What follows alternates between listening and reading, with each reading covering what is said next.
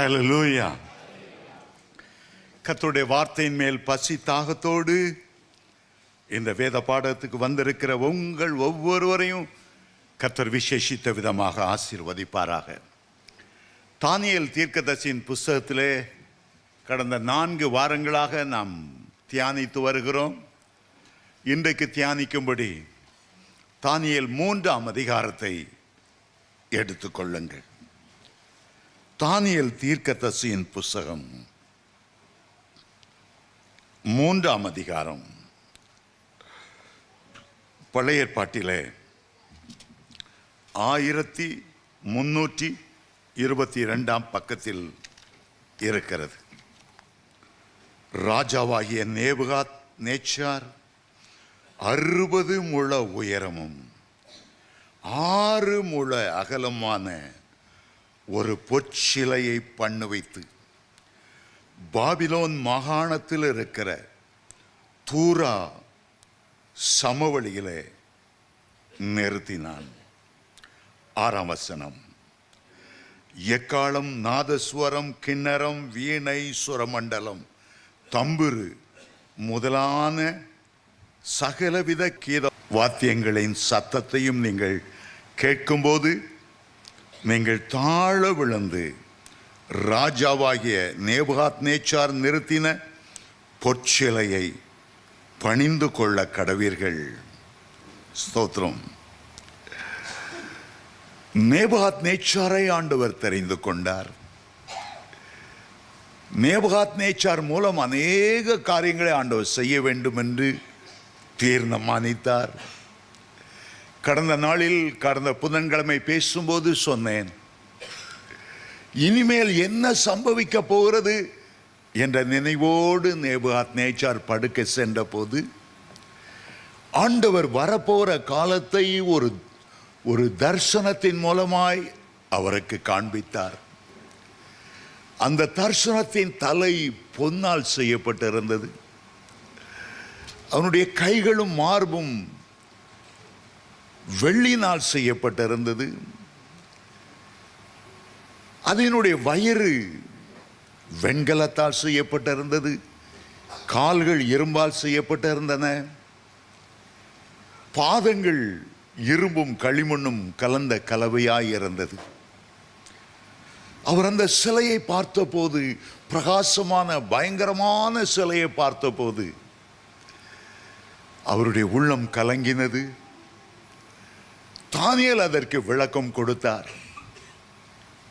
இந்த பொன்னான தலை பாபிலோன் சாம்ராஜ்யம், அதற்கு பிறகு வெள்ளியை போல மேதிய பெர்சிய சாம்ராஜ்யங்கள் தோன்றும், வெண்கலத்தை போல கிரேக்க சாம்ராஜ்யம் தோன்றும், இரும்பை போல ரோம சாம்ராஜ்யம் தோன்றும். கடைசி காலத்தில் உள்ளவைகள் இரும்பும் களிமண்ணும் கலந்த கூட்டணி ஆட்சிகள் அமைக்கிற காலம். நம்முடைய தேசத்தில் மட்டுமல்ல கூட்டணிகள், உலகம் முழுவதிலும் கூட்டணிகள்.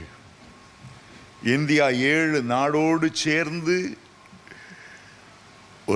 ஒரு ஏசியன் கூட்டணி வைத்திருக்கிறது. இந்தியா, பங்களாதேஷ், பாகிஸ்தான், இலங்கை, நேபாளம் போன்ற 7 தேசங்கள். காமன்வெல்த் கூட்டணி என்று இங்கிலாந்து ஒரு பெரிய கூட்டணி. அமெரிக்க ஐக்கிய நாடுகள், பல மாகாணங்கள் ஐக்கியப்பட்டிருக்கிறதை பார்க்கிறோம். யூரோப்பியன் காமன் மார்க்கெட் ஜெர்மனி தலைமையில கூட்டணி வைத்திருக்கிறது. இப்படிப்பட்ட கூட்டணி ஆட்சிகள் நடக்கிற காலத்தில் கையினால் பேர்க்கப்படாத ஒரு கல் மலையிலிருந்து பெயர்ந்து வந்து உலக சாம்ராஜ்யம் அத்தனையும் மோதி அடித்து உடைத்து உலக ராஜாக்களுக்கும் கம்யூனிஸ்ட் ஆட்சிகளுக்கும் முஸ்லிம் மதங்களுக்கும் ஒரு முடிவுண்டாக்கி தானே ராஜாதி ராஜாவாய் கர்த்தாதி கர்த்தராய் இயேசு தம்முடைய ராஜ்யத்தை பூமியிலே ஸ்தாபிப்பார். தானியேல் 7:27. இந்த உலகத்தின் ராஜ்யங்கள் எல்லாம் நம்முடைய ஆண்டவருக்கும் அவருடைய பரிசுத்தவான்களுக்கும் உரைத்தாவதாக. அதை அந்த சொப்பனத்தை கேட்டதிலிருந்து நேபுகாத் நேச்சாருக்கு ஒரு எண்ணம், என் தலை என்னுடைய அரசாங்கம் பொன்னால் செய்யப்பட்ட தலைக்கு ஒப்பானது. எனக்கு பிறகு மற்ற ராஜ்யங்கள் வரக்கூடாது. முழுக்க முழுக்க என்னுடைய ஆட்சி இருக்க வேண்டும். என்ன செய்தார்? தன்னையே ஒரு சிலையாக செய்தார். தலை மட்டுமல்ல, முழுவதும் பொன்னால் செய்யப்பட்ட ஒரு விக்கிரகத்தை செய்தார். தூரா என்று சொல்லப்பட்ட பெரிய சமவெளி, லட்சக்கணக்கான மக்கள் உட்காரக்கூடிய அந்த அந்த சமவெளியில் அந்த பொற்சிலையை நிறுத்தினார். பல தேசங்களிலே கொள்ளையடித்து கொண்டு வந்த பொன்னை எல்லாம் கொட்டி 60 முழம் உயரமாம். 60 முழம் என்ன? கிட்டத்தட்ட 90 அடி. 90 அடினா பாருங்க, ஒரு 6-7 மாடி உயரம்.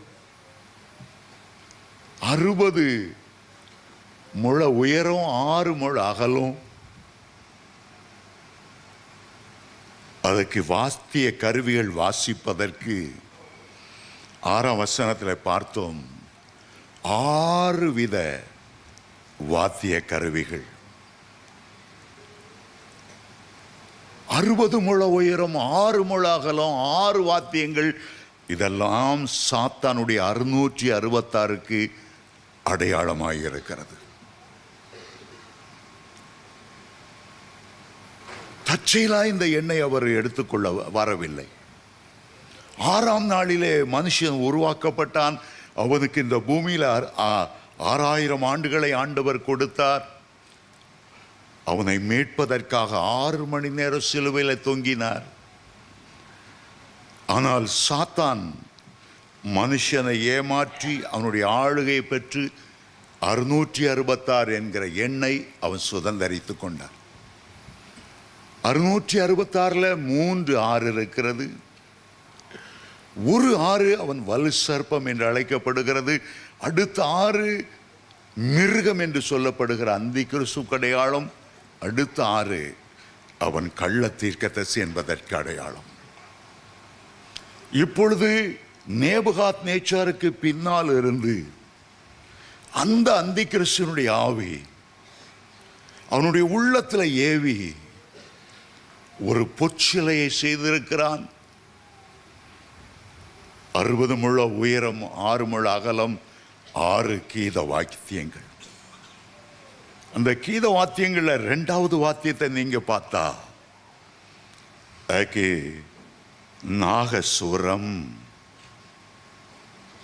எக்காலம் என்பது இஸ்ரவேலரின் ஒரு வாத்தியம். முதல்ல வெளியில ஒரு நல்லவனை போல சாத்தான் காட்டுகிறான். நான் கிறிஸ்தவங்களுடைய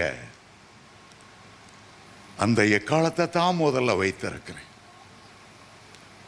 ஆனால் அடுத்த வாத்திய கருவிக்கு பெயர் நாகஸ்வரம். நாகஸ்வரம் என்பது நாகராஜாவாகிய ஆதிசேஷனுக்கு, உலகத்தை வஞ்சித்த வலு சர்ப்பத்துக்கு அடையாளம் நாகஸ்வரம். அந்த காலத்தில் பாம்பாட்டிகள் மகுடியை ஊதுவார்கள்.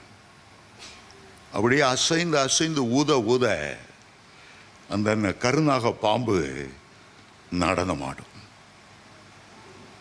இன்றைக்கு நம்முடைய தேசத்தில் அநேக நடனங்கள் நாகராஜாவுக்கு செய்யப்படுகிற, பாம்பை போல கையப்படி வைத்துக்கொண்டு ஆடுகிற பல நடனங்களை நான் பார்த்திருக்கிறேன். அவைகளுக்கெல்லாம் பின்னால சாத்தான் நின்று கொண்டிருக்கிறான். இசையின் பின்னாக சாத்தான் நின்று கொண்டிருக்கிறான். நம்முடைய ஊர்ல நிறைய பேர் நாகர் கோவில், சாத்தானுக்குன்னு நாங்கள் கட்டியிருக்கிற கோவில் தான் நாகர்கோவில்ங்கிற ஊர். நாக கன்னி, நிறைய பேர்கள் அந்த நாகஸ்வரம், அந்த நாக பாம்பை பிரியப்படுத்துவதற்கு அந்த சுரத்தை வைத்திருக்கிறார்கள். கல்யாணம் கட்டும் போதெல்லாம் அந்த நாத சுரத்தை ஊதுறாங்க. அது பிசாசு அதன் பின்னால் நின்று கொண்டிருக்கிறது. தெய்வீக இசையும் உண்டு, சாத்தானுக்கு என்று வைத்திருக்கிற இசைகளும் உண்டு. அந்த இசைகளை நாம் பின்பற்றி நம்முடைய கிறிஸ்துவ ஆலயங்களிலும் நாகசுரத்தை கொண்டு வரும்போது மறைமுகமாக சாத்தான் அதில் சந்தோஷப்படுகிறான். ஒரு பெரிய கூட்டத்துக்கு போயிருந்தேன், கிறிஸ்துவ கூட்டம், எழுப்புதல் கூட்டம். ஒரு குறிப்பிட்ட பாடலை பாடும்போது அந்த கூட்டத்துக்கு பின்னால அவ்வளோ ஆவிகளை வந்து கூத்தாடிச்சே பார்க்கணும். காரணம் என்னவென்றால் அந்த பாட்டு இந்து கோயிலில் உள்ள ஒரு பாட்டுக்கு, ராகத்துக்கு கிறிஸ்துவ ஒரு பாட்டை எழுதியிருக்கிறார்கள். அதனால தான் அந்த பாட்டை கேட்டால் சாசுகளுக்கு அவ்வளோ கொண்டாட்டம். நான் முதல்ல அந்த கூட்டத்துக்கு தூரத்தில் நின்று பார்க்கும்போது உண்மையில் நான் சொல்கிறேன், ஏதோ ஒரு மாரியாத்தா கோயிலில் ஒரு திருவிழா நடக்குது போல் இருக்கு, இந்த கூட்டத்துக்கு பின்னால் எங்கேயோ நடக்குது போல் இருக்குன்னு யோசித்தேன். நல்ல கிறிஸ்துவ பாட்டு. அப்போதான் ஆண்டவர் என்னோடு உணர்த்தினார், கிறிஸ்துவ பாட்டுக்குள்ளேயே நிறைய சாசு பாட்டுகள் வந்து விட்டன. நான் அந்த பாட்டை சொல்ல பிரியப்படல, சிலருக்கு புண்பட்டாலும் பரவாயில்ல சொல்லுகிறேன்.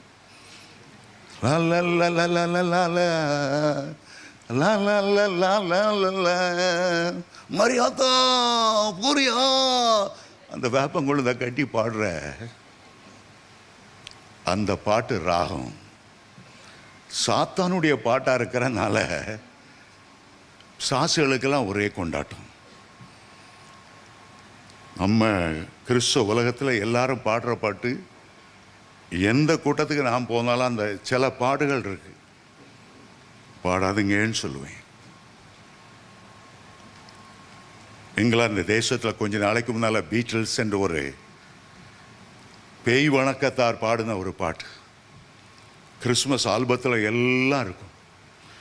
By the river of Babylon ஆடுவாங்க பாருங்க, கூத்து பேய்கள் எல்லாம் ஆடும். காரணம் கிறிஸ்துவ போர்வையில் இருக்கு, பின்னால சாத்தான் நின்று கொண்டு இருக்கிறான்.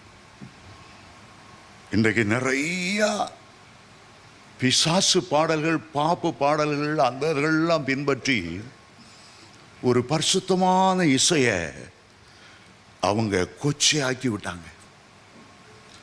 சாத்தான் தான் அதில் மகிமைப்படுகிறான். நேபுகாத் நேச்சார் சிலையை போலவே அந்தி கிறிஸ்துவனுடைய ஆட்சியில் வெளிப்படுத்தல் 13:15-18 வாசிக்கும் போது அந்தி கிறிஸ்துவுக்கு ஒரு பெரிய சிலை, அதை வணங்காதவங்க கொலை செய்யப்படணும். அதுக்கு முன்னால சகல ஜனங்களும் அதை விழுந்து பணியணும். ஒவ்வொரு சிலைக்கு பின்னாலும் பிசாசு நின்று கொண்டிருக்கிறான். ஆகவேதான் ஆண்டவர் சொன்னார், யாத்ராமம் 20:4, எந்த சொருபத்தையும் உண்டாக்காத, எந்த விக்கிரத்தையும் உண்டாக்காத. சிலர் சொல்லுவாங்க, விக்கிரங்க தான் நம்ம கொண்டாடக்கூடாது, சொருபம் வைத்திருந்தா தான் நமக்கு கான்சென்ட்ரேட் பண்ணி அந்த சொருபத்தை நோக்கி நம்ம வழிபட முடியும்.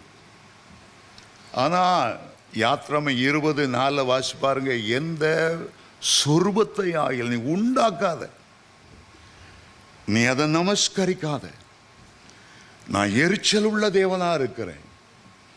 அப்படி யாராவது செய்தா 3ஆம் 4ஆம் தலைமுறைக்கு நான் நியாயம் விசாரிக்கிறவரா இருக்கிறேன். இல்லைங்க, நான் புனிதர் சிலை தான் வீட்டில் வச்சிருக்கேங்க, நான் வீட்டில் மாதா சிலையை தான் வச்சிருக்கிறேன். அந்த அம்மா பரலோகத்தில் போய் சந்தோஷமா இருக்கிறாங்க. இந்த சிலையில் அவங்க இருக்க போறதில்லை. ஆனால் எப்போது ஒருவன் அதை வைத்து வணங்கணும் அல்லது ஆராதிக்கணும், அதுக்கு மாதிரி அந்த ஒவ்வொரு இயேசுநாதர் சிலையாக இருந்தாலும் படமாக இருந்தாலும் அதுக்கு பின்னால் சாத்தான் நின்று கொண்டு அந்த ஆராதனையை தானே வாங்கி கொண்டிருப்பான். ஆண்டவர் சொல்ற, செய்யாத, தொடாத, செய்யாத. இல்லைங்க, நான் எனக்கு அப்போதாங்க எனக்கு கான்சென்ட்ரேட் பண்ணி, ஆண்டவர் சொல்ற, நான் தூங்குறேன், என் மூக்கில் ஈக்கு குச்சி விடாத. இல்லை, எனக்கு அது இஷ்டமாக இருக்குது, நான் மூக்கில் கொஞ்சம் குச்சை விடுறேன், போடுவார் 2 அடி. செய்யாதன்னா செய்யாத. ஆண்டவர் அதை விரும்புகிறதில்லை. நம்முடைய ஆண்டவர் ஆவியாய் இருக்கிறார். அவரை தொழுது கொள்ளுகிறார். ஒரு ஆவியோடு உண்மையோடு அவரை தொழுது கொள்ளணும். ஒரு 33 வருஷம் இந்த பூமியில் வந்து ஒரு சரீரத்தில் தான் இரத்தத்தை சிந்தி மறித்து அவர் ஆவியாய் தேவனாய் வானாதி வானம் கொள்ளாதவராய் போய்விட்டார். யோவான் அவரை 6 அடி உயரமாய் மனுஷனா பார்த்தார். உண்மை தோற்றத்தை பத்ம தீவிலே அவருடைய முகம் பிரகாசிக்கிற சூரியனை போல இருந்தது. அவருடைய கண்கள் அக்கினி ஜுவாலையாய் இருந்தது. அவருடைய வாயில இருபுறமும் கருக்குள்ள பட்டயமாய் இருந்தது. அவர் அப்படியே வர்ணிக்கிறார். அவருடைய பாதங்கள் உலைக்களத்தில் காய்ந்த வெண்கலம் போல இருந்தது. அவ்வளவு மகிமையின் ராஜா. 7 நட்சத்திரங்களை கைகளை ஏந்தி உலாவினவர். ஒவ்வொரு நட்சத்திரமும் எத்தனை கோடி மடங்கு உலகத்தை விட பெரியது.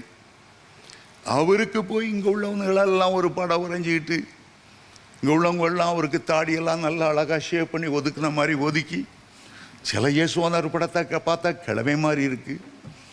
சில இஷ்டத்துக்கு வரைந்து கொண்டு அதுகளை ஆராதிக்கும் போது ஆண்டவர் பிரியப்படுவதில்லை.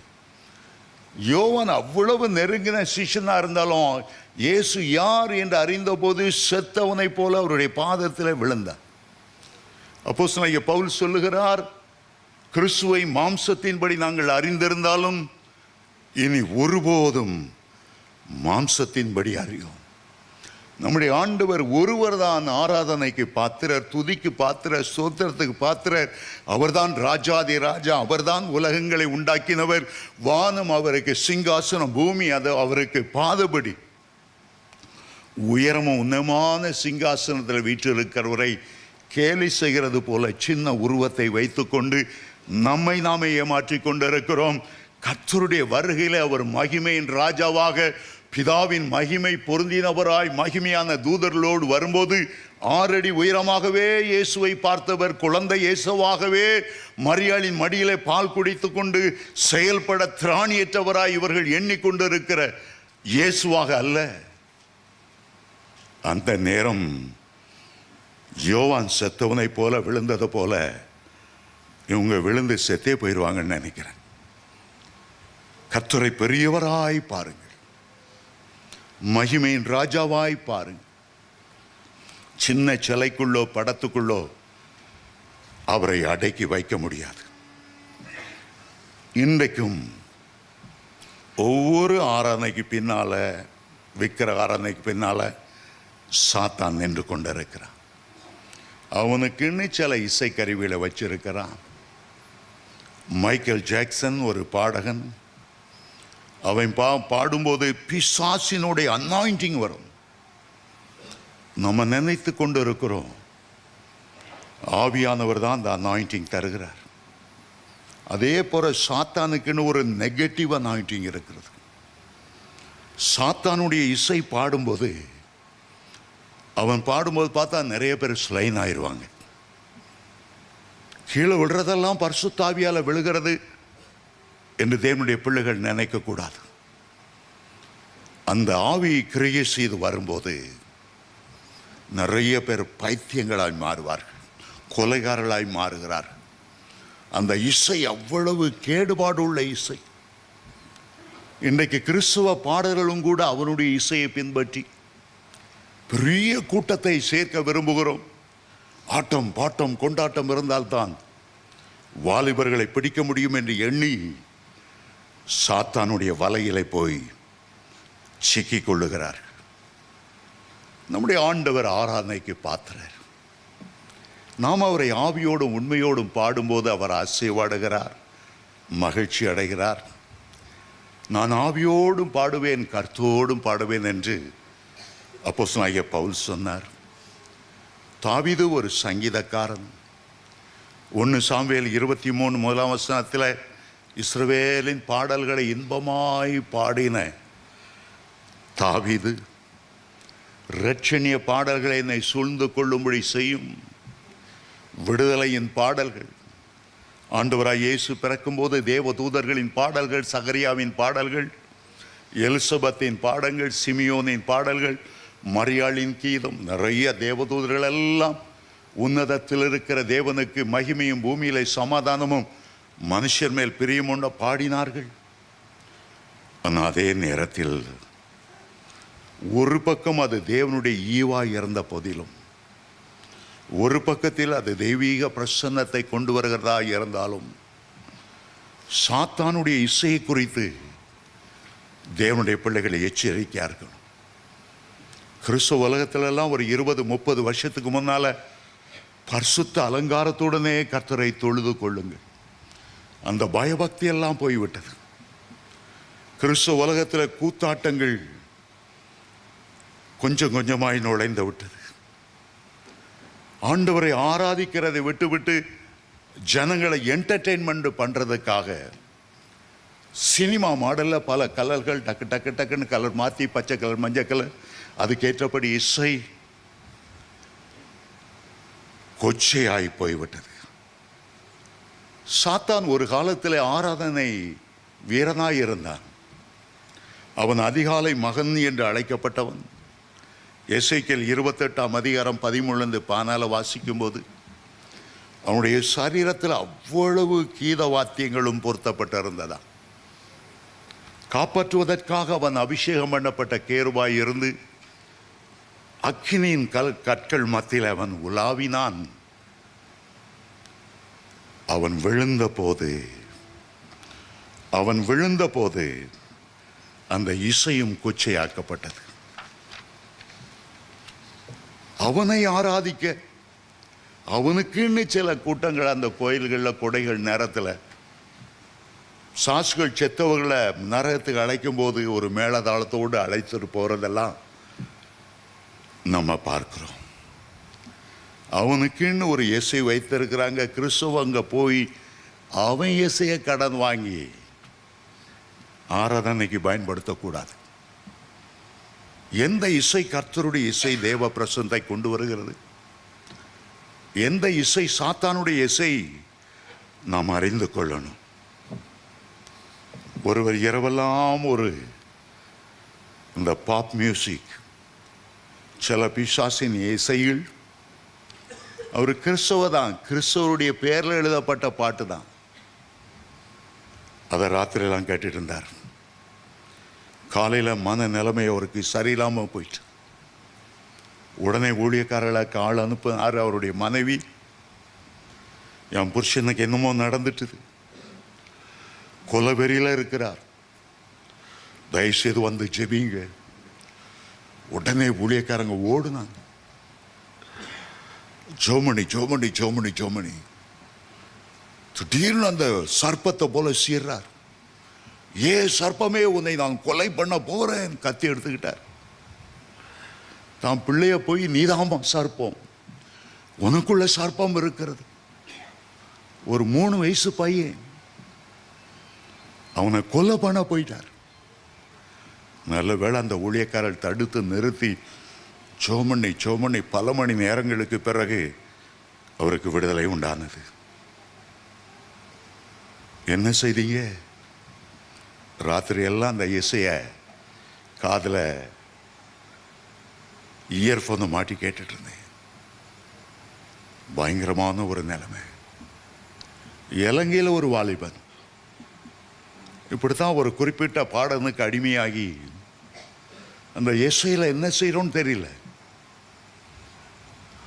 துப்பாக்கி எடுத்து தான் தகப்பனை தாயும் கொன்னுட்டான்.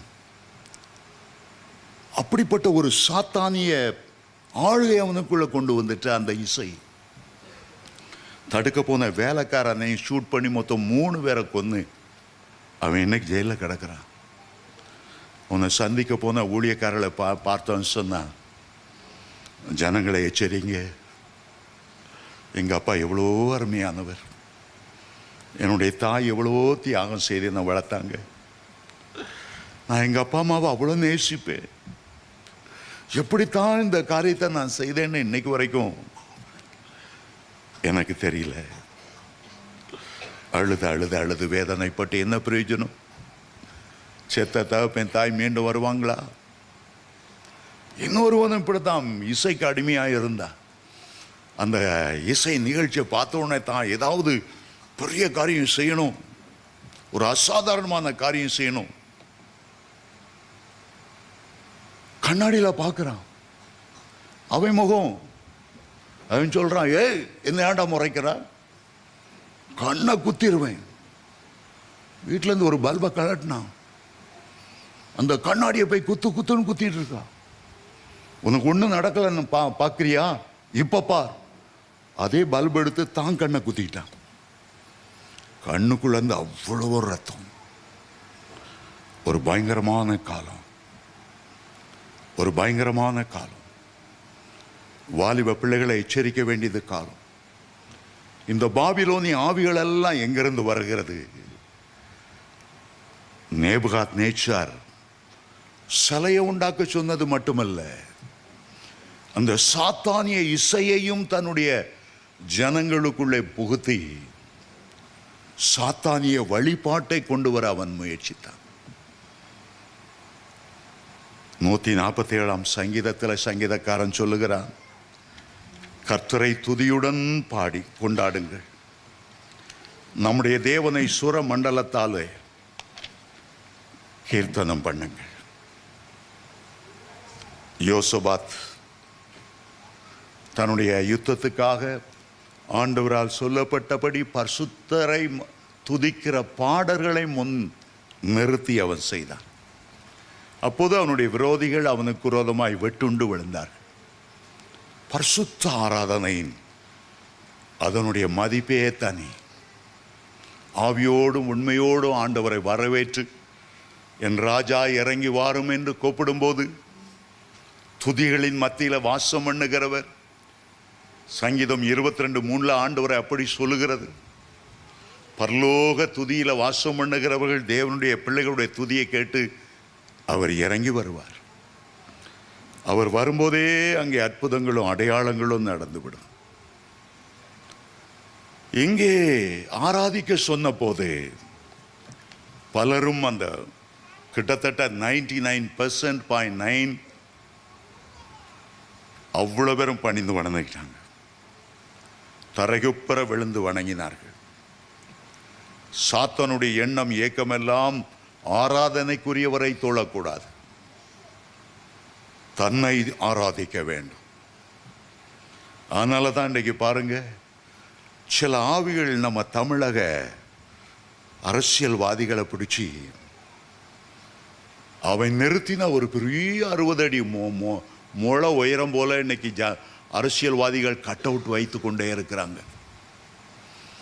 பொதுவாக இந்த அரசியல்வாதிகள், இந்த அசுத்த ஆவிகள் தலைவர்களை பிடிச்சு அவர்கள் மூலமாய் தேசத்தை ஆளணும்னு தான் விரும்புகிறது. பெர்சியா தேசத்து அந்த ஆவி தானியலுக்கு வர வேண்டிய ஜெபத்தை தடுத்து நிறுத்தினதான். தமிழ்நாட்டில் உள்ள அரசியல்வாதிகளை பெரிய பெரிய கட்டு வைக்கிறோம், பெரிய பெரிய போஸ்டர், எங்கே பார்த்தாலும் அவங்களுக்கு புகழ் பாடக்கூடியவங்க. காரணம் என்னவென்றால் அவைகளுக்கு பின்னால் அந்த ஆவிகள் இருக்கிறது. வேசித்தன ஆவிகள் இருக்கிறது, விபச்சார ஆவிகள் இருக்கிறது. பார்ப்பதற்கு நல்லவர்கள் போல அவர்கள் காட்சி அளித்தாலும் ஒரு பெருமையின் ஆவிகள். தங்களை பெரியவர்களாக காட்டணும். எந்த அரசியல்வாதியை எடுத்துக்கிட்டாலும் ஒரு பேர் புகழுக்காக நேபுகாத் நேச்சார் நிறுத்தின சிலையை போல தங்களை பெரியவர்களாய் காட்டணுங்கிற ஒரு ஆசை. அதனால தான் இன்றைக்கு அந்த பெரியவங்க வந்தாங்கன்னா எல்லாரும் காலை விடுறாங்க. சில பிஷப்மார்கள் கேவலம் சில அரசியல் ஆதாயத்துக்காக தொப்படீர்னு விடுறாங்க. நீ விழுந்தா தான் உனக்கு ப்ரொமோஷன், உனக்கு டிரான்ஸ்ஃபர் இல்லாமல் இருக்கும், காலை விழுந்துரு. என்னையா இது, எல்லாரையும் காலை விழ சொல்றீங்க? நான் அரசியலில் வர்றதுக்கு எத்தனை 1000 பேர் காலை விழுந்து இன்னைக்கு நான் வந்திருக்கேன். ஏன் காலை விழக்கூடாதா? ரொம்ப பரிதாபம். ஒரு பிஷப் அப்படியே விழுறாரு, அவர் பெரிய சிலுவை போட்டிருக்காரு, அந்த சிலுவை தான் முதல்ல விழுது, அது பேர் தான் அவர் விழுறார். கேவலமான ஒரு நிலைமையில தேசம் போய்கொண்டிருக்கிறது. ஆனால் 3 பேர் வணங்கல, ஷாத்ராக் மேஷக் ஆபேத்நேகோ, ராஜாவே உமக்கு தெரிந்திருக்க கடவுது, நீர் நிறுத்தின பொற்சிலை நாங்கள் வணங்குவதில்லை என்று ராஜாவே உமக்கு தெரிந்திருக்க கடவுது. நாங்கள் ஆராதிக்கிற எங்களுடைய தேவன் எங்களை தப்புவிக்க வல்லவராயிருக்கிறார். உன்னுடைய ராஜாவின் கைக்கும் இந்த அக்கினி சூளைக்கும் அவர் எங்களை பாதுகாப்பார். அவர் எங்களை தப்புவியாமல் போனாலும் நீர் நிறுத்தின இந்த சிலையை நான் வணங்குவதில்லை. கொஞ்ச நேரம் இந்த அக்கினி சூளையில் நடந்த பிறகு நாங்கள் கர்த்தருடைய ராஜ்யத்தில், அந்த ஒளிமயமான தேசத்தில், மகிமை தேசத்தில் கோடி கோடி வருஷமாய் நாங்கள் அவரோட இருப்போம். இங்க உம்மை சிலையை வணங்கிவிட்டு நித்திய காலமாய் நரக அக்கினியில துடிக்கிறதை பார்க்கிலும் சில நிமிட நேரங்கள் இந்த அக்கினி சூளையில விழுந்து எங்களுடைய இரத்த சாட்சிகளாய் மரித்தாலும் பரவாயில்லை, எங்களுடைய ஆண்டவருடைய கட்டளை மீற மாட்டோம். முதலாம் 10 கட்டளைகளே முதல் 2 கட்டளை, விக்கிரத்தை வணங்காதே, உண்டாக்காதே.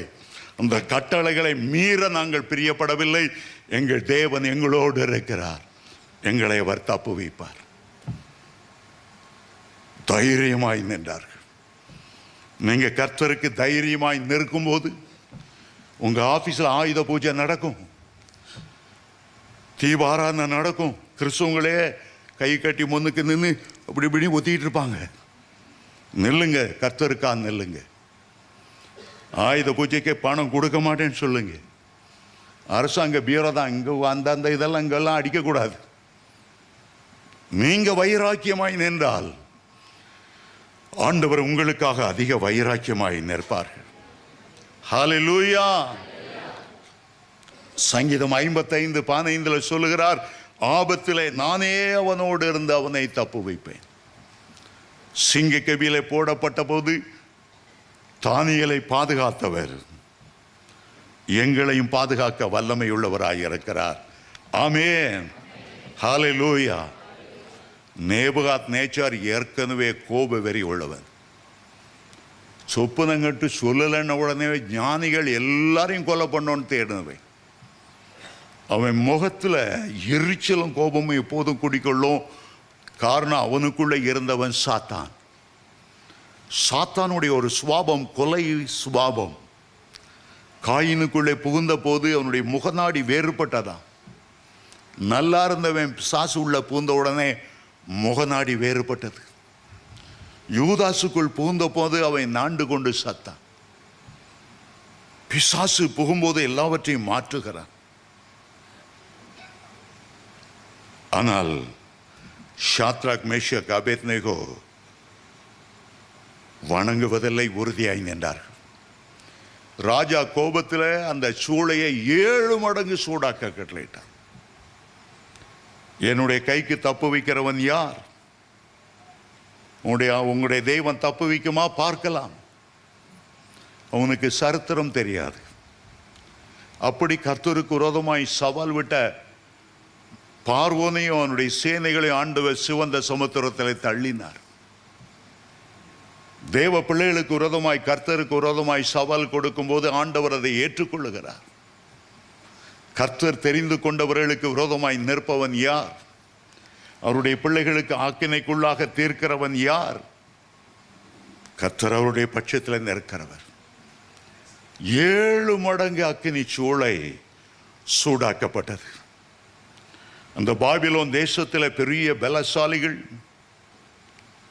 இந்த 3 வாலிபர்களை கட்டுகிறார்கள் கயிறுகளினாலே, அசைய முடியாதபடி. ஆண்டவர் கட்டுகளை உடைக்கிறவர், கட்டுகளை எரிக்கிறவர் என்று அவர்களுக்கு தெரியவில்லை. அக்கினி சூளைக்குள்ளே கொண்டு போவதற்கு முழு பாபிலோன்ல மகா பராக்கிரமசாலி பலசாலிகள் அவர்கள்தான் தூக்கி கொண்டு போனார்கள். வேதம் சொல்லுகிறது, அந்த அக்கினி பாய்ந்து வந்து அந்த பலசாலிகளை கொன்று போட்டது. இவர்கள் அந்த அக்கினி சூளையில போடும்போது வேறொரு அக்கினியை உணர்ந்தார்கள். 2 வகை அக்கினி இருக்கிறது. பூமிக்குரிய அக்கினி இருக்கிறது, பரலோக அக்கினி ஆகிய அக்கினி அபிஷேகம் இருக்கிறது. அந்த மேலான அபிஷேகம் வரும்போது உலக அக்கினி செயலற்று போகும். ஆனால் இந்த உலக அக்கினிக்கு செய்ய வேண்டிய ஒரு கடமை ஆண்டவர் சொல்லியிருந்தார். என் பிள்ளைகள் போடும்போது அக்கினியே நீ ஒன்று செய், அவங்க கட்டு எங்கே இருக்குதோ அதை மாத்திரம் நீ எரிச்சிடணும். இந்த அக்கினிக்கும் எங்கேயோ ஒரு மூளை இருக்குதுன்னு நான் நினைக்கிறேன். அவங்கள வஸ்திரத்தை அது சேதப்படுத்தலையா, அவங்களுடைய தலைமயிர் கருகலையா, ஆனா அந்த கட்டை மாத்திரம் கரெக்டா எரிச்சுதான். கல்மழையே அவரை துதியுங்கள், அக்னியே அவரை துதியுங்கள்னு தாவீது நன்னா சொல்லி துதிக்கும் போது அவருடைய சொல் கேட்டு செய்கிற தேவதூதர்கள் மட்டும் இல்லை, அக்னியும் கூட நம்முடைய ஆண்டவருடைய சிருஷ்டிப்பு. நம்முடைய ஆண்டவரே அக்னியாக இருக்கிறார். அவருடைய கண்கள் பட்சிக்கிற அக்னி போல இருந்தது என்று வெளிப்படுத்தல் 1:14, வெளிப்படுத்தல் 2:16, வெளிப்படுத்தல் 18 நிறைய இடங்களில் வாசிக்கிறோம். அவர் எசேக்கியேல் கண்டபோது அவருடைய மேலெல்லாம் அக்கினி சொகுசவாய் இருந்தது. அக்கினி மயமான சிங்காசனத்தில் வீற்றிருந்தார். அந்த அக்கினி சக்கரங்கள் எல்லாம் அக்கினியா இருந்தது. அவருக்கு முன்னால ஒரு அக்கினி நதி ஓடினது என்று தானியேல் 7:9 சொல்லுகிறது. அக்கினி மயமானவர் அவர். எலியா சொன்னார், அக்கினியால் உத்தரவருளுகிற தேவன் தான் தேவன். அவர் அந்த பரலோக அக்கினியோடு அந்த சூழலை இறங்கின போது இந்த அக்கினி செயல்படவில்லை. தலைமயிர் கூட கருகவில்லை என்று வேதம் சொல்லுகிறது. கர்த்தர் நம்முடைய தலையில் உள்ள மயிர்களை எல்லாம் எண்ணெய் வைத்திருக்கிறார். அவருடைய சித்தப்படி இல்லாமல் ஒரு மயிராவது கீழே விழுவதில்லை, அக்கினியால் சேதப்படுவதில்லை. எவ்வளவு அருமையான கர்த்தர் நமக்கு இருக்கிறார். சிம்சோன் மேல் தேவனுடைய ஆவியானவர் பலமாய் இறங்கின போது அவனை கட்டியிருந்த கட்டுகள் யாவும் அக்கினிப்பட்ட நூல் போல எரிந்து சாம்பலாய் போனது. 3 விசை அவரை கட்டினார்கள், சிம்சோனை கட்டினார்கள். 3 விசையும் கர்த்தருடைய ஆவியானவர் பலமாய் இறங்கும் போது, உங்களுடைய குடும்பத்தில் உள்ள என்ன கட்டுகள் இருந்தாலும் கர்த்தருடைய ஆவியானவர் இறங்கும் போது அவைகள் எல்லாம் அறுபட்டு போகும். ஆகையால் தான் நம்முடைய சபையில 1 மணி நேரம் ஆண்டவரை ஆராதிக்கிறோம். ஆவியானவர் இறங்கி வரணும், அக்கினி மயமானவர் இறங்கி வரணும்.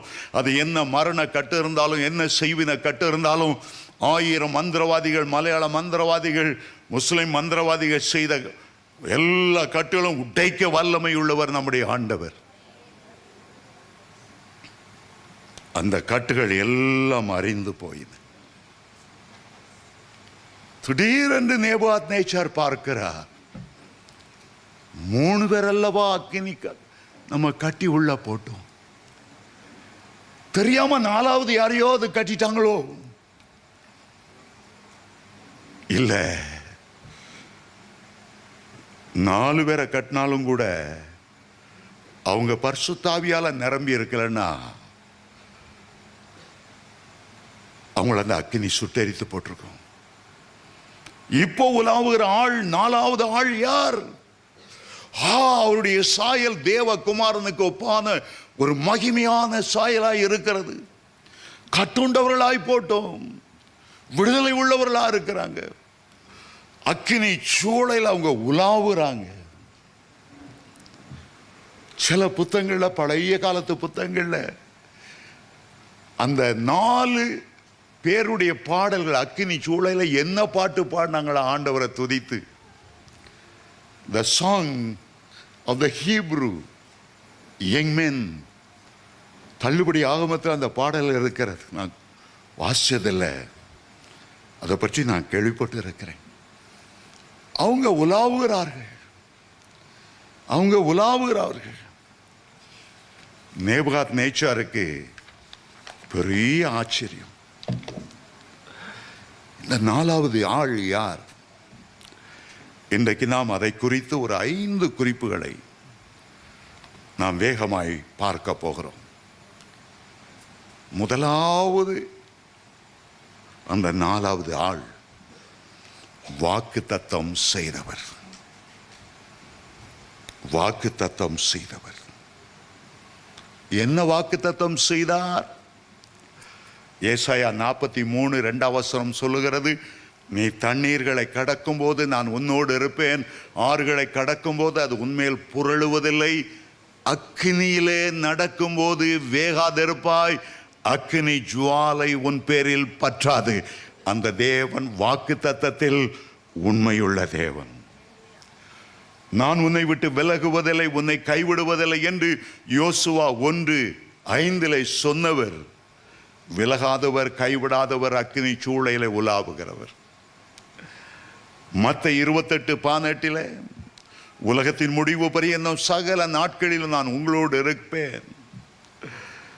அந்த வாக்கு தத்தம் பண்ணினவர். எபிரேயர் 10:35 சொல்லுகிறது, அவர் உண்மையுள்ளவராயிருக்கிறார். பல வேளைகள் அவருடைய பிள்ளைகள், அவருடைய ஊழியக்காரர்கள் ஒருவேளை உண்மை இல்லாமல் இருந்தாலும் கர்த்தரோ உண்மை உள்ளவராயிருக்கிறார்.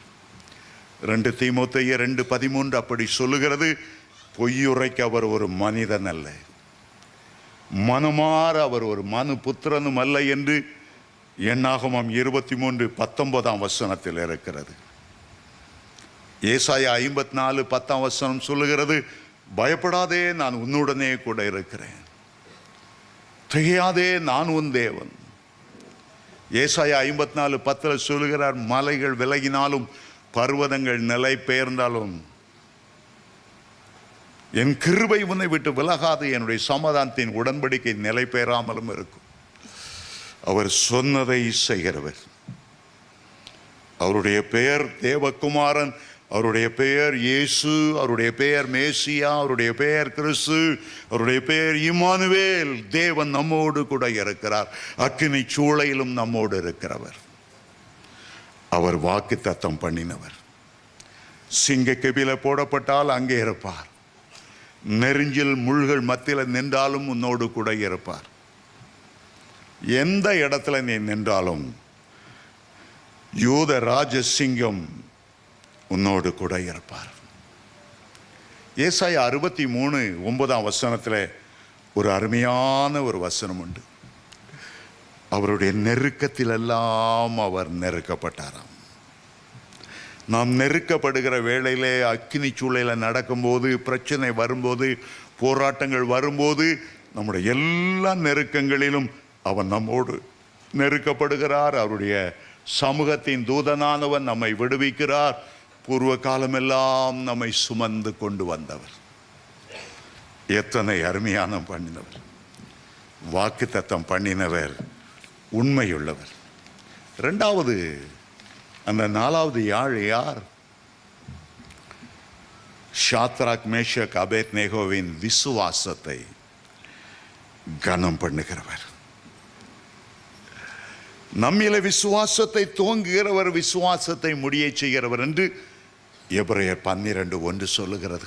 நம்முடைய விசுவாசத்துக்கு ஆதியாய் இருக்கிறவர், அந்தமாய் இருக்கிறவர், நம்முடைய விசுவாசத்துக்கு துவக்கமும் முடியுமாய் இருக்கிறவர். ஆகவேதான் அப்போஸ்தலனாகிய பவுல் சந்தோஷமாய் சொன்னார், நான் விசுவாசித்திருக்கிறவர் இன்னார் என்று அறிந்திருக்கிறேன். 2 தீமோத்தேயு 1:12 சொல்லுகிறார், நான் அவரிடத்தில் ஒப்பு கொடுத்ததை அவர் அந்நாள் பரியந்தம் பாதுகாத்துக் கொள்ள வல்லவராயிருக்கிறார். நம்முடைய ஆண்டவருக்கே ஒரு பெரிய விசுவாசம். இந்த உலகத்தை எப்படி அவர் சிருஷ்டித்தாரா? விசுவாசத்தினாலே இந்த உலகங்களை தேவன் உண்டாக்கினார். எபிரேயர் 11:3 சொல்லுகிறார், விசுவாசத்தினாலே அவருடைய வார்த்தை கொண்டு உலகங்களை உருவாக்கினார். எப்படி பெரிய பெரிய நட்சத்திரங்களையும் சூரியனும் சந்திரனையும் காணப்படாத எல்லாவற்றையும் உருவாக்கினார். நான் உண்டாக கடவுது என்று சொல்லும்போது சகலமும் சிருஷ்டிக்கப்படும். அதுதான் அவருடைய விசுவாசம். சாதாரணமாக வேதத்தில் 5 வகை விசுவாசத்தை பற்றி சொல்லியிருக்கிறது. முதலாவது இயற்கையான ஒரு விசுவாசம். பைப்பை திறந்தா தண்ணி வரும் அப்படின்னு நம்ம விசுவாசிக்கிறோம். பஸ்ஸில் ஏறினா டிரைவர் ஒழுங்காக கொண்டு சேர்ப்பான். அவன்கிட்ட போய் பஸ்ஸு புறப்படும் போது, ஏப்பா என்னை கொண்டு போய் சேர்ப்பியா, நம்ம கேட்கறதில்ல, நம்பி ஏறிடும். ஒன்று அவன் மரணத்தில் சேர்த்தாலும் சரி அல்லது பரலோகத்தில் சேர்த்தாலும் சரி, நம்ம போய் அவன்கிட்ட கேள்வி கேட்காம பஸ்ஸில் ஏறிடுறோம். இது இயற்கையான விசுவாசம். ரெண்டாவது விசுவாசம் தேவன் பேரில் வைக்கிற விசுவாசம் என்று எபிரேயர் 6:2, அவரை சார்ந்து கொள்ள. என் தேவன் என்னை நடத்துவார், என் தேவன் என்னை போஷிப்பார், நான் அவருடைய கையை பிடித்திருக்கேன், அவர் என்னை பிடித்திருக்கிறார், கடைசி வரை நடத்துவார்.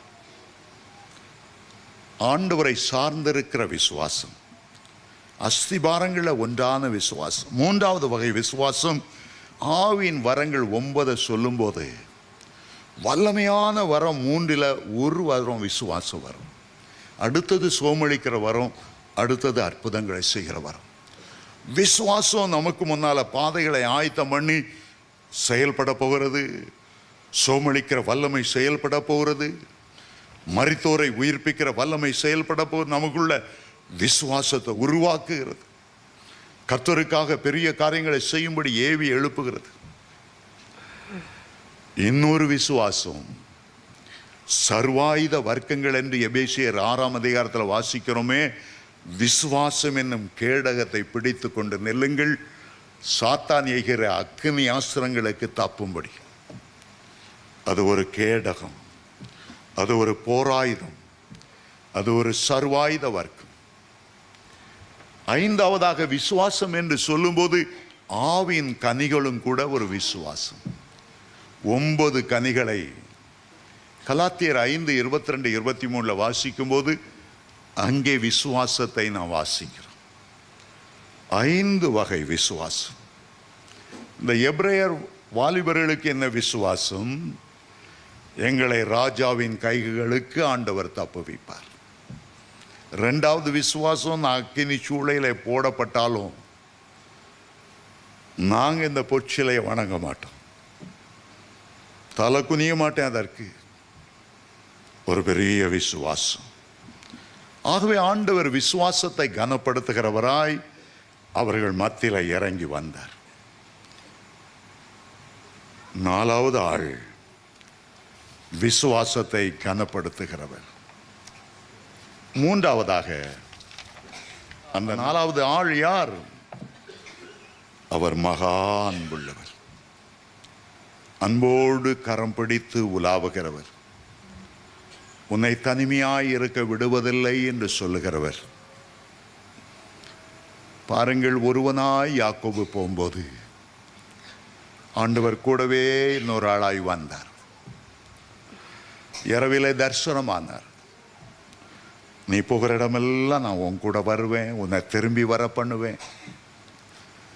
அந்த ஏணிக்கு மேலாய் நின்று அன்போடு யாக்கோபோடு பேசினார். நீங்கள் வீட்டில் தனிமையாக இருக்க வேண்டிய அவசியம் இல்லை. இயேசு சொன்னார், நான் எப்போதும் என் பிதாவுக்கு பிரியமானவைகளையே செய்கிறபடியால் அவர் என்னை தனியாக இருக்க விடுவதில்லை. நீங்கள் 2 பேராக இருக்கிறீங்கன்னா அவர் 3வது ஆளாக இருப்பார். 2 பேராய் எம்மாவு சீஷர்கள் போனார்கள், 3வது ஆளாக ஆண்டவர் வந்தார். 3 பேராக இருக்கிற அந்த ஆட்களோடு 4வது ஆளாய் அந்த அக்கினி சூழலை உலாவினார். 12 சீஷர்கள் இருந்தார்கள், 13வது இயேசு ஆண்டவர்களோடு இருந்தார். இஸ்ரவேல் ஜனங்கள் 20 லட்சமாக இருந்தாங்க. 20 லட்சத்தில் +1 ஆண்டவர் மேக ஸ்தம்பமாய் அக்கினி ஸ்தம்பமாய் அவர்களோடு வந்தார். நட்சத்திரங்கள் கோடிக்கணக்கில் இருந்தாலும் இயேசு அவைகளின் மத்தியில் பிரகாசமான வெடி வெளிச்சமாக +1. ஆபிரகாம் பார்க்கிறார், தொழான நட்சத்திரம் உன் சந்ததி. ஆமாம், இது என்ன பிரகாசமான நட்சத்திரம்? உன் சந்ததியோடு நானும் இருப்பேன், உன் சந்ததியெல்லாம் மகிமையில கூட்டி சேர்ப்பேன். ஆண்டவர் மகா அன்புள்ளவர். ஒரு சீன தேசத்தில் ஒரு போதகர் 40 வருஷம் சித்திரவதை செய்யப்பட்டாராம். கடைசி 7 வருஷம் அவரை ரொம்ப வேதனைப்படுத்தும்படி சிறைச்சாலையில் உள்ள அவ்வளவு பேருடைய லெட்ரினும் வந்து விழுகிற குழிக்குள்ள அவரை போட்டிருந்தாங்க. கழுத்தளவு எல்லாம் டாய்லெட் அருவறுப்புகள், அசுத்தங்கள், மூத்திரம், மலம் எல்லாம் இருக்கு. ஆனால் அவர் சிரிச்ச மாமா தலை மட்டும்தான் வெளியே தெரியுது. ஆண்டவரை துதிச்சு பாடிட்டே இருப்பாராம். நினையாத நாளிகளை ஆண்டவர் வந்து பரலோகத்துக்கு கூட்டு போவார். இங்கே சரீரம் தான் நின்றுட்டு இருக்கும். எப்போவாதான் இந்த சரீரத்தில் கொண்டு வர மீதி நேரெல்லாம் கர்த்தரோடு உலாவி கொண்டு இருந்தாராம். 40 வருஷம் கழித்து அவரை விடுதலை ஆக்கும்போது சொன்னார், என்னை விடுதலை ஆக்காதுங்க. இந்த 40 வருஷமும் ஆண்டவரோட நான் ஹனிமூன், புதுமண தம்பதிகள் 7 நாள் 8 நாள் ஹனிமூன் அனுபவிப்பாங்க.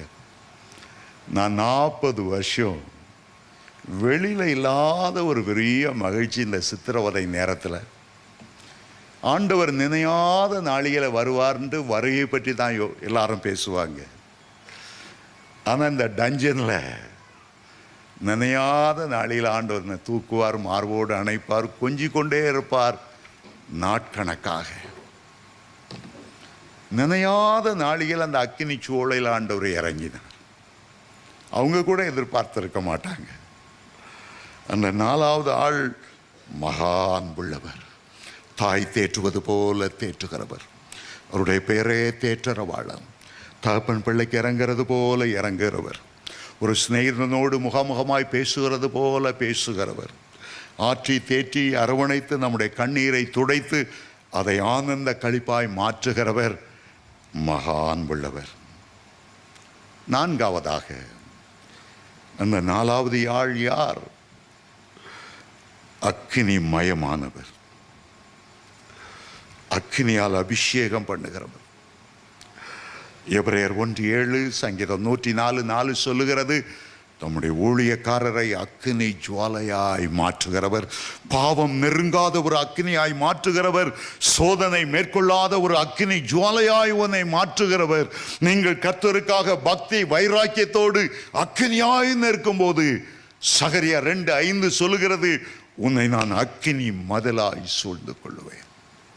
இஸ்ரவேல் ஜனங்களை அக்கினி ஸ்தம்பமாய் சூழ்ந்து 40 வருடங்கள் அந்த அக்கினி ஸ்தம்பங்கள் இஸ்ரவேலரை விட்டு விலகவே இல்லை.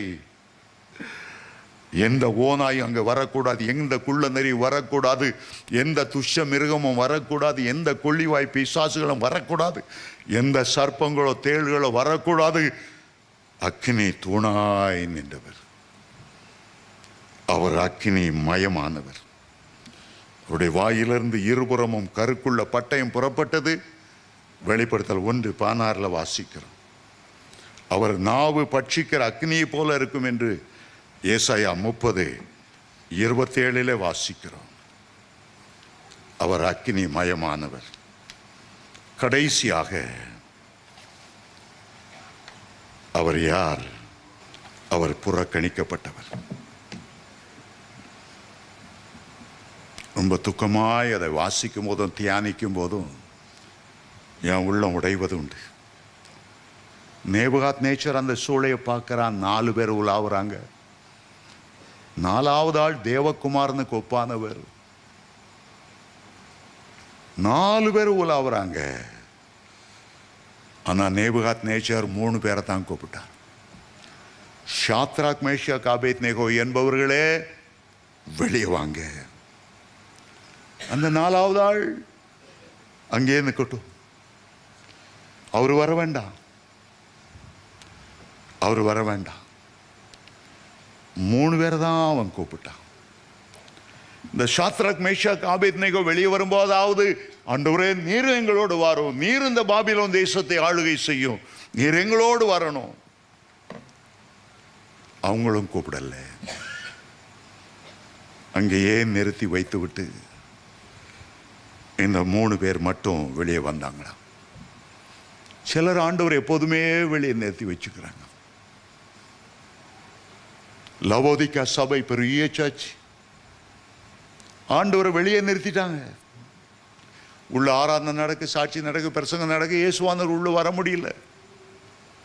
இயேசு இல்லாத ஆராதனைகள். அவர் வாசற்படியில் நின்று தட்டிட்டே இருக்கிறார்.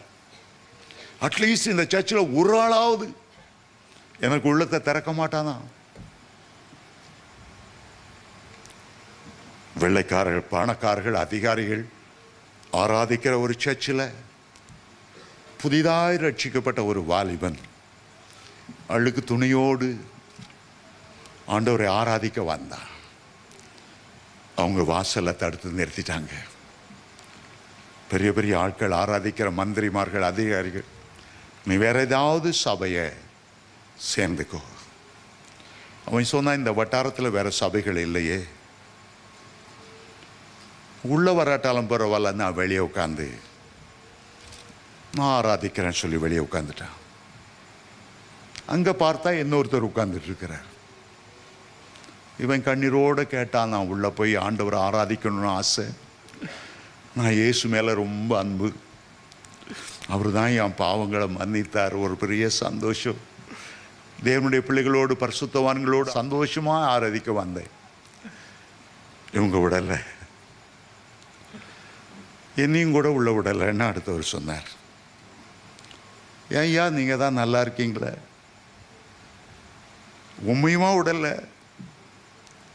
அவர் கண்ணீரோடு சொன்னார், நீ ஆராதிக்க விரும்புகிற இயேசு நான் தான், எனக்கே உள்ள இடம் இல்லை, உனக்கு எங்கே உள்ள இடம் இருக்க போகுது, நம்ம ரெண்டோரும் வெளியே இருந்துக்கிட்டே ஆராதிப்போம். சூலமுத்தி ஆண்டவரை வெளியே நிறுத்தி வைத்திருந்தாளாம். உன்னத பாட்டு 5:2-3 வாசிக்கும் போது, கதவை தட்டுகிற என் சத்தத்தை கேட்டேன், என் பிரியமே என் ரூபவதியே கதவை திற, என் தலையெல்லாம் இரவில் பனிகிற பனியால் நிரம்பி இருக்கிறது. சொன்னா, நான் இப்போ தான் வஸ்திரத்தை கழட்டி போட்டு நைட்டி ட்ரெஸ் உடுத்துட்டு இருக்கேன், இப்போ என்னால் கதவை திறக்க முடியாது. தேவ பிள்ளைகளை ராத்திரி ஆண்டவர் எழுப்பி கொஞ்சம் ஜோமுன்னு, நம்ம சில பிரச்சனைகள் இருக்குது, தேசம் இப்படி போகுது, ஏன்னா ஆண்டவரை நான் இப்போ தான் படுத்திருக்கேன், வேற காலை எழுப்பி பார்த்துக்கலாம். கதவை திறக்கிறதில்லை. அவர் புறக்கணிக்கப்பட்டவராய் இருந்தார். ஏசாயா 53:3 சொல்லுகிறது, அவர் அசட்டை பண்ணப்பட்டவரும் மனுஷரால் புறக்கணிக்கப்பட்டவரும் துக்கம் நிறைந்தவரும் பாடு அனுபவித்தவருமாய் இருந்தார். அவரை விட்டு நம்முடைய முகங்களை மறைத்து கொண்டோம். அவர் அசட்டை பண்ணப்பட்டிருந்தார், சிலுவையில் அசட்டை பண்ணப்பட்டிருந்தார், காரி துப்பப்பட்டிருந்தார். அவரை தலையில குட்டி, உன்னை குட்டினவர்கள் யார், ஞான தரிசினால் அறிந்து சொல்லு. கைகளை கடாவினார்கள், காலவுகளை எல்லாவற்றையும் வாய் தரவாத ஆடுகளை போல அவர் அதை கேட்டுக்கொண்டே இருந்தார். யோவான் 1:11 சொல்லுகிறது, அவர் தம்முடைய சொந்தமானதிலே வந்தார், அவருடைய சொந்தமானவர்களோ அவரை ஏற்றுக்கொள்ளவில்லை. பிலாத்து கேட்டான், யாரை சிலுவையில் அறைய வேண்டும்? பரபாசையா இயேசுவையா? பரபாச விடுதலை செய்யும், பரபாச விடுதலை, கொள்ளக்காரனை திருடனை விடுதலை செய்யும். இயேசு என்ன செய்வது? அவரை அகற்றும், அவரை சிலுவையில் அறையும். யூத கோத்திரத்தில் வந்தார், இஸ்ரவேல் ஜனங்களில் ஒருவராக வந்தார், அவர்களுக்கு மேசியாவாய் வந்தார். ஆனால் அவர்களோ அவரை புறக்கணித்து விட்டார்கள். போதகர் பால்யாங்கிச்சோடைய 2வது மகன் சில நண்பர்களோடு ஹோட்டலில் சாப்பிட போனான். அதில் ஃபுட் பாய்சன் இருந்தது, சாப்பாடு கெட்டு போன இறைச்சி. அவ்வளோ பேருக்கும் பேதி வாந்தி, 11 பேர் மரித்தார்கள், இவனும் மரித்து விட்டான். பாலையாங்கி சோக்கு ஆள் அனுப்பினார்கள். ஓடி ஓடி வந்தார். 19 வயது உள்ள மகன், கல்லூரியில் படித்து அப்பதான் சேர்ந்திருக்கிறான். இருதயம் உடைந்தது. 4 மணி நேரம் ஜெபம் பண்ணார். 4 மணி நேரம் தான் பாவத்தை எல்லாம் அறிக்கையிட்டு ஜெபம் பண்ணார். ஆண்டவருடைய வாக்கு தத்தத்தை எல்லாம் சொல்லி ஜெபம் பண்ணார். 4 மணி நேரம் ஜெபம் பண்ண பிறகு ஒரு பெரிய விசுவாசம் வந்தது. இயேசுவின் நாமத்தில் உயிரோடு எழும்பும்படி கட்டளை எடுக்கிறேன். அவன் உயிரோடு எழுந்தான். அவன் பரலோகத்தில் இருக்கும்போது அவங்க அப்பா ஜெபம் பண்றதெல்லாம் மேலே கேட்டுட்டு இருக்கிறான். கதறி கதறி ஜெபம் பண்ண பரலோகம் அதிருகிறது. இயேசுவானவர் வந்தார். உங்க அப்பா ஜெபம் பண்றதை பார்த்தியா? உன்னை கொண்டு விடலைன்னா அவன் விடமாட்டான்.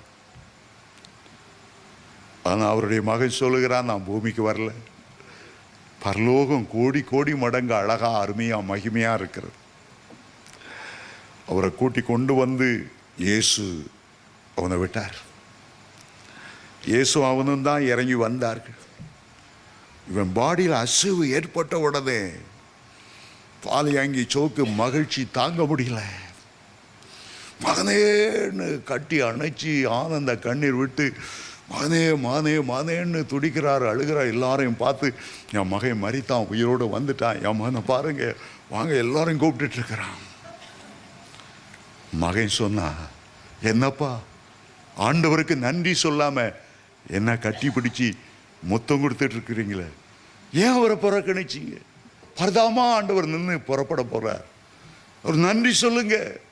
அவர் தானே எனக்கு உயிரை கொடுத்தது, உங்க ஜெபம் இல்லை, அவருடைய கிருபை தான் எனக்கு உயிரை கொடுத்தது. இவர் இயேசுவை பார்க்கிறார், இயேசுவை காணும். ஆண்டவர் துக்கத்தோடு திரும்புகிறார். 3 எபிரேய வாலிபர்கள் வெளியே வந்துட்டாங்க. இயேசு அங்கே நின்றார். என்னை யாரும் அழைக்கல, பரவாயில்ல. உங்களை போல யாரையாவது அக்கினி சூளையில் போடும்போது நான் உங்களை பாதுகாக்கிறதுக்கு நான் அக்கினி சூளையில் நின்று விட்டேன். வேதத்தில் ஒரு வார்த்தை, இஸ்ரவேல் ஜனங்கள் தங்களுக்கு ஒரு ராஜா வேணும்னு தெரிந்து கொண்ட போது சாமுவேலுக்கு அது வெசனமாக இருந்தது. கர்த்ததான ராஜாவை நம்ம ஆளணும், இல்லை எங்களுக்கு ராஜா வேணும் ராஜா வேணும். சாமுவேல் தீர்க்கதரிசி அழுதாரா. ஆண்டவர் சொன்னார், மானே நீ அழாத, அவங்க உன்னை புறக்கணிக்கல. நான் ராஜாவா அவங்களை ஆளுகை செய்ய முடியாதபடி, ஆண்டவராய் இருந்து அவங்களை வழி நடத்த முடியாதபடி என்ன தான் புறக்கணித்தார்கள். அவர் அசட்டை பண்ணப்பட்டவரும் புறக்கணிக்கப்பட்டவரும் துக்கம் நிறைந்தவரும் பாட அனுபவித்தவருமாய் இருந்தார். அவரை விட்டு நம்முடைய முகங்களை மறைத்தோம். அவரை அசட்டை பண்ணப்பட்டு இருந்தார். அவர் அசட்டை பண்ணப்பட்ட துக்கம் நிறைந்தவராயிருந்தார். நம்முடைய மீறல்கள் நிமித்தம் காயப்பட்டு, நம்முடைய அக்கிரமங்கள் நிமித்தம் நொறுக்கப்பட்டவராயிருந்தார். அவரை விட்டு நம்முடைய முகங்களை மறைத்து கொண்டோம். நீங்களும் ஆண்டவரை புறக்கணிப்பீர்களோ? நீங்களும் அவர் பட்சமாயில்லாதபடி உலகத்தை சேவிப்பீர்களோ? அவரை விட உலகமும் அதன் ஆசைச்சைகளும் மாம்சமும் அதனுடைய இன்பமும் தான் மயக்கமாயிருக்கிறதோ? ஆண்டவரே, என் முழு இருதயத்தோடு நேசிப்பேன், என் முதல் அன்பையும் முழு அன்பையும் நான் உமக்கு தருவேன். நீர் கடைசி வரை சிஷ்யர்களை நேசித்தது போல என்னை நீ நேசிப்பீர், நான் உம்மை நேசிப்பேன். ஆண்டவரே, பல வருடங்கள் உம்மை துக்கப்படுத்தி விட்டேன், அசட்டை பண்ணிவிட்டேன், புறக்கணித்து விட்டேன். இனி நான் உமக்காக வாழ்வேன். எழுந்து நிற்போமா?